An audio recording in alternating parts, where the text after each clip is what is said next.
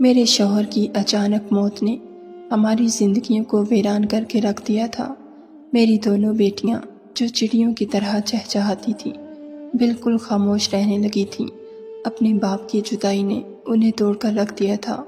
بہت ہی کم عمری میں انہوں نے اپنے باپ کو کھو دیا تھا اور شاید ان کے باپ کی جگہ زندگی بھر کوئی نہیں لے سکتا تھا۔ وقت کسی کے لیے نہیں رکتا۔ میں اور میری بیٹیاں بھی وقت کے ساتھ ساتھ صدمے سے نکل آئے تھے، لیکن ہماری زندگی اب پہلے جیسی نہیں رہی تھی۔ گھڑی کی سوئیوں کی ٹک ٹک پر ہم بس اپنے کام کرتے چلے جا رہے تھے۔ ایسا لگتا تھا کہ جیسے کسی نے ہماری زندگی کے سارے رنگ مٹا دیے ہیں۔ اور پھر میرا بھانجا خرم شہر پڑھنے کے لیے آیا تو میرے سونے سے گھر میں جیسے رونق آ گئی۔ گھر میں چھائی ویرانی ختم ہو گئی تھی اور میری چڑیاں دوبارہ چہکنے لگی تھیں۔ خرم نے میری بیٹیوں کو دوبارہ جینا سکھا دیا تھا، لیکن وہ مجھ سے بہت زیادہ شرماتا تھا۔ میرے بچوں سے اس کی جلد ہی بہت اچھی دوستی ہو گئی اور وہ سب مل کر گھر میں رونق لگا دیتے اور اپنی بیٹیوں کو کھلکھلاتا دیکھ کر میں جیسے دوبارہ سے جی اٹھتی۔ میں بہت کم عمری میں ہی بیوہ ہو گئی تھی۔ میری شادی کو 8 سال ہی گزرے تھے اور میری 2 چھوٹی بیٹیاں تھیں۔ ہماری خوشیوں کی عمر بہت چھوٹی ثابت ہوئی تھی اور میرے شوہر ایک کار حادثے میں مجھے چھوڑ کر ہمیشہ کے لیے چلے گئے تھے۔ اسی ایک حادثے نے ہماری پوری زندگی بدل کر رکھ دی تھی۔ اپنے شوہر کے یوں بچھڑ جانے پر میں پوری طرح ٹوٹ گئی تھی، لیکن مجھے اپنی بیٹیوں کے لیے زندہ رہنا تھا۔ بیوہ ہونے کے بعد میں نے فیصلہ کر لیا تھا کہ میں اب دوسری شادی کبھی نہیں کروں گی اور اپنی بچیوں کے سر پر سوتیلے باپ کا سایہ نہیں پڑنے دوں گی۔ اپنی بیٹیوں کے معاملے میں بہت حساس تھی اور کسی پر بھی بھروسہ نہیں کرتی تھی۔ اسی لیے میں نے ایک اسکول میں نوکری کر لی۔ صبح میں اپنی بچیوں کو اسکول روانہ کر دیتی اور خود بھی اسکول چلی جاتی اور واپسی میں انہیں اپنے ساتھ ہی لیتی ہوئی آتی۔ میں نے زندگی میں اتنا بڑا نقصان اٹھایا تھا کہ میرا دل مضبوط ہو گیا تھا اور اب میں اکیلے ہی زندگی گزار رہی تھی۔ ایسے میں جب خرم ہماری زندگی میں آیا تو جیسے زندگی میں نئے رنگ سے بھر گئے۔ میرے لیے وہ بالکل میرے بچوں جیسا ہی تھا۔ وہ کالج کی تعلیم کے لیے شہر آیا تھا اور میں نے اس سے کہا تھا کہ وہ میری بچیوں کو بھی پڑھا دیا کرے تاکہ مجھے بھی کچھ وقت کا آرام مل جائے۔ خرم بہت ہی نیک اور فرما بردار بچہ تھا۔ کبھی میرے آگے آنکھ نہ اٹھاتا بلکہ ہمیشہ سر جھکا کر بات کرتا اور مجھے اس بات پر بھی بہت خوشی محسوس ہوتی کہ میری نند نے اس کی بہت اچھی تربیت کی ہے۔ خرم دراصل میری نند کا بیٹا تھا، یعنی میرے شوہر کا بھانجا تھا۔ خرم نے میری دونوں بچیوں کو پڑھانا شروع کر دیا تھا اور جب سے خرم انہیں پڑھا رہا تھا وہ دونوں پڑھائی میں بہت ہی اچھی ہو گئی تھی۔ ان کے تمام ٹیسٹ میں بہت اچھے مارکس آ رہے تھے، ورنہ اپنے باپ کو کھو دینے کے بعد تو ان دونوں کی پڑھائی بالکل ہی خراب ہو گئی تھی۔ اسکول سے بھی ان دونوں کی کمپلینٹس آنے لگی تھی، لیکن خرم نے آتے ہی ان دونوں کی پڑھائی کو بہت اچھے سے سنبھال لیا تھا۔ وہ ساری شام ان دونوں کو پڑھاتے پڑھاتے اپنی پڑھائی بھی مکمل کر لیتا اور میں ان کے قریب ہی بیٹھ کر اپنے اسکول کا کام کرتی۔ میرے اور بچوں کے ساتھ ہی خرم بھی کالج کے لیے نکل جاتا اور ہمارے واپس آنے کے بعد ہی گھر لوٹتا۔ خرم کے آنے تک میں کھانا تیار کر چکی ہوتی، لیکن وہ ہمیشہ اپنے کمرے میں بیٹھ کر اکیلے کھانا کھاتا۔ اسے مجھ سے بہت زیادہ شرم محسوس ہوتی تھی اور میں نے بھی اس کے ساتھ زبردستی نہیں کی تھی۔ اسے آنے والی 4 سال ہمارے ہی ساتھ رہنا تھا اور مجھے یقین تھا کہ کچھ ہی دنوں میں خود بخود وہ ہمارے قریب آ جائے گا۔ خرم کے آنے سے گھر کے چھوٹے موٹے کام بھی نمٹنے لگے تھے۔ خرم گھر کا سارا سودا بھی خود بازار سے لے کر آتا اور کبھی کبھی تو وہ گھر کی صفائی بھی کر دیا کرتا۔ مجھے خرم میں اپنے مرحوم شوہر کی جھلک نظر آتی تھی۔ کہیں نہ کہیں وہ بالکل اپنے ماموں جیسا ہی تھا۔ جب تک میرے شوہر مراد زندہ تھے انہوں نے بھی ہمیشہ میرا اسی طرح ساتھ دیا تھا۔ وہ گھر کے کام کاج میں بھی میرا ہاتھ بٹایا کرتے تھے۔ انہیں بھی خرم کی طرح چھوٹی چھوٹی باتوں کا خیال رہتا تھا۔ میری اور مراد کی لو میرج تھی۔ مراد بھی اپنے بھتیجے کی طرح ہی شہر پڑھنے کے لیے آیا تھا اور کالج میں ہی ہم دونوں کی دوستی ہو گئی تھی، لیکن اس وقت مراد کا یہاں کوئی رشتہ دار نہیں تھا، اسی لیے مراد ہاسٹل میں رہتا تھا۔ 4 سال تک میں اور مراد ایک دوسرے کے ساتھ محبت کے رشتے میں بندھے رہے، اور جیسے ہی تعلیم مکمل ہوئی تو مراد نے اپنے گھر والوں سے میرے بارے میں بات کی اور سب کچھ راضی خوشی طے ہو گیا۔ میرے گھر والے تو پہلے سے ہی مراد کو جانتے تھے، کیونکہ میں زیادہ تر مراد کی ہی بات کیا کرتی تھی۔ اسی لیے جب مراد کے گھر والے رشتہ لے کر آئے تو میرے ابو نے فوراً ہی ہاں کر دی۔ جس دن میں مراد کی دلہن بنی، مجھے ایسا محسوس ہوا کہ جیسے میری زندگی مکمل ہو گئی ہو۔ مراد کا ساتھ میری زندگی کا سب سے خوبصورت لمحہ تھا۔ اپنا گھر چھوڑ کر میں مراد کے گھر چلی آئی تھی، اور اس کے بعد میں نے کبھی پیچھے پلٹ کر نہ دیکھا تھا، بلکہ آنے والے ہر پل کو مراد کے ساتھ بہت ہی خوبصورت بنایا تھا۔ شادی کے 8 سالوں میں خدا نے ہمیں 2 پیاری پیاری بیٹیوں سے نواز دیا تھا۔ مراد نے شادی سے پہلے ہی شہر میں نوکری کر لی تھی، اور ہم نے شہر میں ہی گھر لے لیا تھا، اسی لیے مجھے کبھی گاؤں جانا ہی نہیں پڑا۔ مراد کی بڑی بہن خدیجہ کبھی کبھی ہم سے ملنے آ جاتی، اور خرم خدیجہ کا ہی بیٹا تھا۔ میری شادی کے وقت تو خرم کی عمر 9-10 برس کے قریب تھی، لیکن اب وہ ایک 17 سال کا نوجوان بن گیا تھا۔ شادی کے بعد میں اور مراد 1-2 دفعہ ہی گاؤں گئے تھے، لیکن مجھے گاؤں کی زندگی بہت ہی مشکل لگی تھی، اسی لیے ہم دوبارہ گاؤں نہیں گئے۔ زندگی بہت اچھی گزر رہی تھی، کسی بھی چیز کی کوئی کمی نہ تھی۔ بیٹیوں کی پیدائش کے بعد تو خرم نے اپنی نوکری میں بھی ترقی حاصل کر لی تھی، لیکن قسمت کو شاید کچھ اور ہی منظور تھا۔ ایسے میں ایک صبح مراد مسکراتا ہوا نوکری کے لیے گھر سے گیا تھا، اور پھر لوٹ کر واپس نہ آیا، بلکہ تھوڑی دیر میں ہی مجھے اطلاع ملی کہ مراد کی کار ایکسیڈنٹ ہو گیا ہے۔ یہ خبر میرے لیے کسی قیامت سے کم نہ تھی۔ میں فوراً ہسپتال کے لیے دوڑ پڑی تھی، اور گاؤں بھی فون کر دیا تھا، لیکن شاید مراد ہمارے رشتے کی اتنی ہی عمر لکھوا کر لایا تھا، اور اسی لیے وہ آنے والے کچھ ہی گھنٹوں میں میرا ساتھ چھوڑ گیا تھا۔ آج بھی مجھے جب وہ دن یاد آتا تھا تو میرے رونگٹے کھڑے ہو جاتے ہیں۔ اپنی آنکھوں کے سامنے میں نے اپنی زندگی کے ساتھی کو خود سے بچھڑتے دیکھا تھا۔ اب بھی آنکھیں بند کرتے ہی اسی کا چہرہ میری آنکھوں میں گھومتا تھا۔ مراد نے جانے سے پہلے مجھ سے وعدہ لیا تھا کہ میں ان کی بیٹیوں کا بہت اچھے سے پال پوس کر بڑا کروں گی، اور میں اسی وعدے کو نبھانے کی کوشش کر رہی تھی۔ مراد کی بہن خدیجہ بھی مراد کی اچانک موت پر ٹوٹ کر رہ گئی تھی، کیونکہ مراد کے والدین اب حیات نہیں رہے تھے، اور مراد ہی خدیجہ کا اکلوتا سہارا تھا۔ مراد کے انتقال کے بعد خدیجہ نے ہمارے گھر آنا بہت کم کر دیا تھا۔ وہ جب کبھی آتی تو اپنے بھائی کو یاد کر کے پھوٹ پھوٹ کر رونے لگتی، اسی لیے میں خود ہی خدیجہ سے فون پر بات کر لیا کرتی تھی۔ یوں تو خدیجہ عمر میں مجھ سے کافی بڑی تھی، لیکن مراد انہیں خدیجہ ہی کہا کرتا تھا، اسی لیے میں بھی یہی کہتی۔ مراد کی بہن خدیجہ کا اخلاق بہت ہی اچھا تھا، اور مجھے وہ بہت پسند تھی۔ جب انہوں نے مجھ سے خرم کی پڑھائی کے لیے اسے شہر بھیجنے کی بات کی تو میں نے خود ہی خدیجہ سے کہا کہ وہ خرم کو ہاسٹل میں بھیجنے کی بجائے ہمارے گھر بھیج دے۔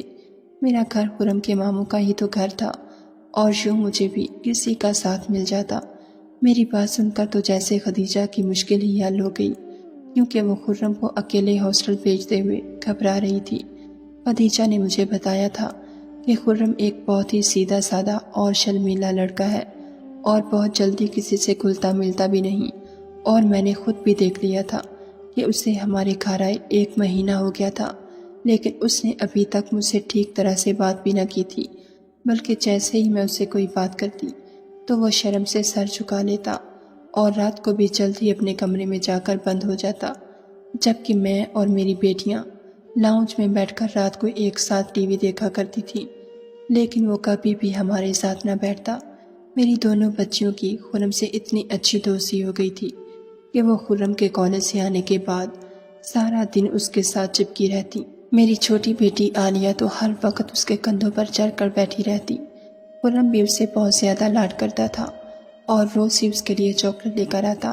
میں نے کئی دفعہ خرم کو منع بھی کیا، لیکن اگلے دن وہ پھر چاکلیٹ لے آتا۔ پچھلے کچھ دنوں سے میری طبیعت بہت خراب رہ رہی تھی، اور مجھے کچھ سمجھ نہیں آ رہا تھا، لیکن میں نے اپنی طبیعت کے بارے میں کسی سے کچھ بھی نہیں کہا۔ میں کسی کو بھی پریشان نہیں کرنا چاہتی تھی، اور نہ ہی میں اسکول سے چھٹی کر سکتی تھی۔ اسی لیے میں کسی نہ کسی طرح خود کو گھسیٹ کر کام کاج کرنے کی کوشش کر رہی تھی، لیکن ہر گزرتے دن کے ساتھ میری طبیعت مزید خراب ہو رہی تھی۔ جب رات کے وقت میری طبیعت کچھ زیادہ ہی خراب محسوس ہونے لگی تو میں اپنے کمرے سے باہر نکل آئی۔ مجھے اپنا دم گھٹتا ہوا محسوس ہو رہا تھا، اسی لیے میں چھت پر چلی آئی تھی۔ چھت کے ایک کونے پر ایک کمرہ بنا ہوا تھا اور خرم اسی کمرے میں رہتا تھا۔ میں چھت پر ہی بیٹھ گئی۔ میری نظر خرم کے دروازے کی طرف تھی۔ آج مجھے نہ جانے کیوں اس بات کا احساس ہو رہا تھا کہ ہر روز رات ہوتے ہی وہ جلدی اپنے کمرے میں چلا جاتا اور پھر صبح ہی واپس نکلتا، جبکہ اس کے کمرے میں تو ٹی وی وغیرہ بھی نہیں تھا، تو وہ اتنی جلدی اپنے کمرے میں کیوں بند ہو جاتا تھا؟ آج کل شہر کے کالجوں کا ماحول کچھ ٹھیک نہیں تھا اور لڑکوں کو نشے کا عادی بنایا جا رہا تھا، اسی لیے مجھے اچانک ہی خرم کی فکر ستانے لگی تھی۔ وہ 17 سال کا معصوم سا لڑکا تھا جو گاؤں کے سیدھے سادے ماحول میں پلا بڑھا تھا۔ میرے دل میں بار بار یہی خیال آ رہا تھا کہ کہیں شہر کا ماحول اسے برباد نہ کر دے۔ خرم جب تک شہر میں تھا وہ میری ذمہ داری تھا، کیونکہ خدیجہ نے مجھ پر بھروسہ کر کے اسے میرے گھر بھیجا تھا۔ اگر خدا نخواستہ وہ کسی غلط صحبت میں پڑ جاتا تو میں خدیجہ کو کیا منہ دکھاتی؟ خرم کو ہمارے گھر آئے 2 مہینے ہو گئے تھے، لیکن اب تک ہم دونوں کے درمیان کوئی دوستی نہ ہوئی تھی اور نہ ہی ایسی بات چیت ہوئی تھی کہ میں ڈائریکٹ خرم سے کوئی سوال کر پاتی۔ وہ تو مجھے دیکھتے ہی شرم سے سر جھکا لیتا تھا۔ اس سے بھلا میں کیسے پوچھتی کہ وہ رات کو جلدی اپنے کمرے میں جا کر کیا کرتا ہے؟ اسی لیے میں نے سوچا کہ ٹھیک ہوتے ہی میں خود اس بات کا پتہ لگاتی ہوں کہ خرم آخر اپنے کمرے میں بند ہو کر کیا کرتا ہے۔ 2-4 دن تو میری بیماری کی نظر ہو گئے اور جیسے ہی میں نے خود کو تھوڑا بہتر محسوس کیا تو مجھے پھر سے خرم کا خیال آیا، اور ایک رات جب میری بیٹیاں ٹی وی دیکھنے میں مصروف تھیں اور خرم باورچی خانے میں اپنے لیے چائے بنا رہا تھا کہ میں خاموشی سے اس کے کمرے میں جا کر چھپ گئی۔ مجھے معلوم تھا کہ میری بیٹیاں اگلے 1 گھنٹے تک ٹی وی کے آگے سے نہیں اٹھیں گی۔ مجھے خرم کے کمرے میں چھپے ہوئے تھوڑی ہی دیر گزری تھی کہ جب ہی خرم اپنے چائے کا کپ لیے اپنے کمرے میں چلا آیا اور کمرے کا دروازہ پھیر کر سکون سے بستر پر بیٹھ گیا۔ کچھ دیر وہ آرام سے چائے کی چسکیاں لیتا رہا اور میں دل میں سوچنے لگی کہ میں خواہ مخواہ ہی سیدھے سادے سے لڑکے پر شک کر رہی ہوں۔ اگر خرم کو نشے یا کسی بھی چیز کی لت لگتی تو ایسا کیسے ہوتا کہ مجھے پتہ نہیں چلتا؟ وہ مجھ سے شرماتا ضرور تھا، لیکن میری آنکھوں کے سامنے ہی رہتا تھا۔ میں نے سوچا کہ خرم جیسے ہی ادھر ادھر ہوگا یا واش روم میں جائے گا تو میں چپکے سے اس کے کمرے سے واپس نکل جاؤں گی، کیونکہ اگر اسے یہ پتہ چلا کہ میں اس پر شک کر رہی ہوں یا اس کی نگرانی کر رہی ہوں تو نہ جانے وہ میرے بارے میں کیا سوچے گا۔ مجھے چھپے ہوئے کچھ اور دیر گزری تھی کہ خرم نے اٹھ کر اپنی چائے کا خالی کپ سائڈ ٹیبل پر رکھا اور پھر وہ اپنا لیپ ٹاپ لے کر سکون سے بیٹھ گیا۔ اس کا روح کچھ اس طرح تھا کہ مجھے اس کا لیپ ٹاپ واضح نظر آ رہا تھا، جبکہ اس کی کمر میری طرف تھی۔ میں نے دل ہی دل میں خود کو کوسا کہ شاید رات کے اس پہر بھی وہ پڑھائی کرنے میں مصروف ہے، اور میں نے ایسے ہی اس کی جاسوسی شروع کر دی اور خود ہی نہ جانے اس کے بارے میں کیا کیا سوچ لیا۔ لیپ ٹاپ کھلتے ہی اس نے ایک ویڈیو لگائی اور یہ دیکھ کر میرے اوزار پتہ ہو گئے کہ وہ ویڈیو تو کسی اور کی نہیں بلکہ میری تھی، اور اپنی ایسی ویڈیو دیکھ کر میں شرم سے پانی پانی ہو گئی۔ میرا دل چاہا کہ زمین پھٹ جائے اور میں اس میں سما جاؤں۔ میں سوچ بھی نہیں سکتی تھی کہ میں اپنے جس بھانجے کو سیدھا سادہ اور معصوم سا سمجھ رہی تھی وہ یہ سب کچھ بھی کر سکتا ہے۔ لیپ ٹاپ کی اسکرین پر میری ویڈیو ابھی بھی چل رہی تھی جس میں میں اپنے واش روم میں نہا رہی تھی، اور خرم شاید بڑی دلچسپی کے ساتھ میری ویڈیو دیکھ رہا تھا اور بار بار اسکرین پر بھی ہاتھ لگا رہا تھا جیسے مجھے چھوڑنے کی کوشش کر رہا ہو۔ اس سے زیادہ میں برداشت نہ کر سکی تھی اور اپنی جگہ سے نکل کر ایک دم خرم کے سامنے آ گئی۔ اس کے تو وہم و گمان میں بھی نہیں تھا کہ میں رات کے اس پہر اپنی بچیوں کے ساتھ نہیں بلکہ اس کے کمرے میں بھی چھپی ہوئی ہو سکتی ہوں۔ مجھے اپنی نظروں کے سامنے کھڑا دیکھ کر اس نے فوراً سے لیپ ٹاپ بند کر دیا اور ہکلاتے ہوئے کہنے لگا کہ مامی آپ یہاں کیا کر رہی ہیں؟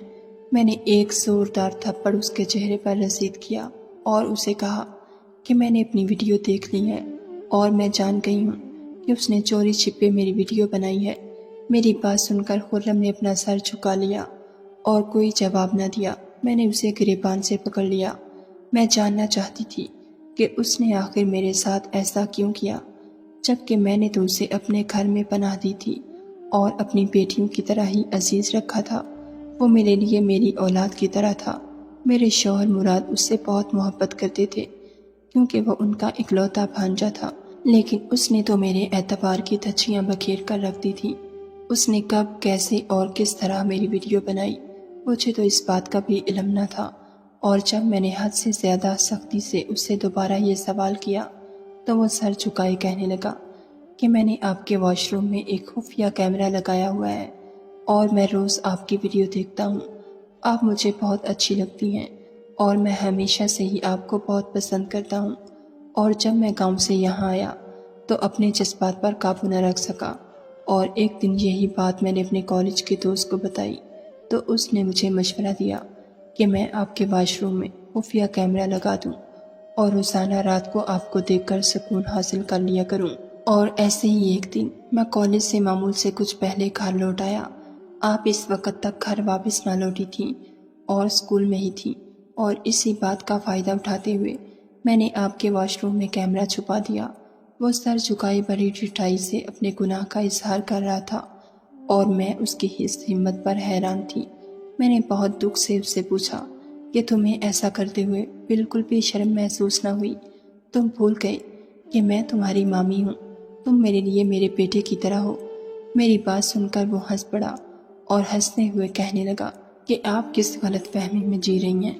آپ کے شوہر کا انتقال ہو چکا ہے اور اب آپ میری مامی نہیں رہیں، اور اگر ماموں زندہ بھی ہوتے تو بھی آپ اور میں ایک دوسرے کے لیے غیر محرم تھے۔